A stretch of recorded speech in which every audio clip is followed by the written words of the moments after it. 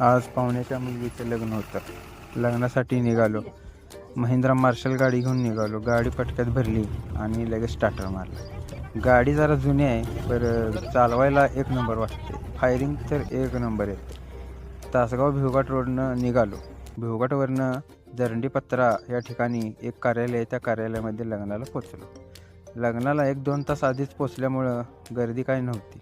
म्हटलं जेवणाच्या हॉलमध्ये जाऊन बघूया, जेवण तर चालू झालं आहे का. भुकार जाम लागलेला.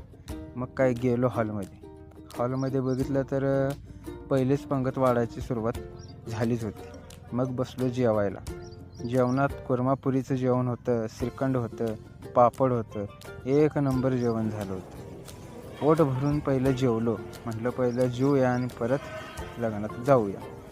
जेवण झाल्यानंतर जरा बाहेर आलो तर बघितलं डोंगरावर पावसामुळे एक नंबर हिरवळ झाली ती. वातावरण फर्स्ट क्लास होतं. नंतर लग्नात आलो. लग्नात तर नुसतीच मुलग्याची आणि मुलगीची एंट्री झाली.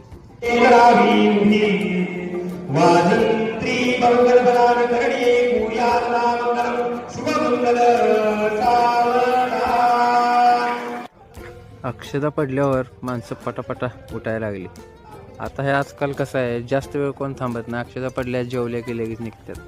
मी पण बाहेर निघालो. तेवढ्याच बघतो तर थोडा बारीक पाऊस चालू झाला. पाऊस उघडल्यानंतर आमचं शुक्राचार्य मंदिराला भेट द्यायचं ठरलं. मग काय निघालो. 5-6 किलोमीटर होतं तिथून.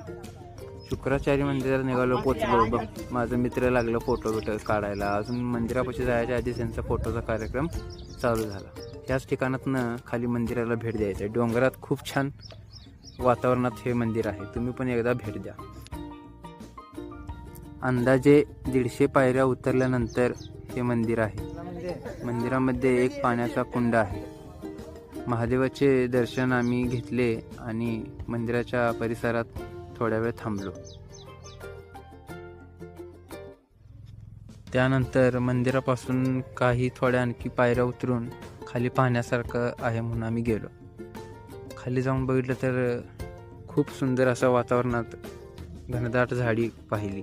तिथं थोड्या वेळ थांबून सर्वांनी सेल्फी फोटो वगैरे काढले आणि त्यानंतर आम्ही घरी परत निघालो. घरी येताना विनायक म्हटला मी गाडी चालवतो आणि विनायकनं गाडी चालवली.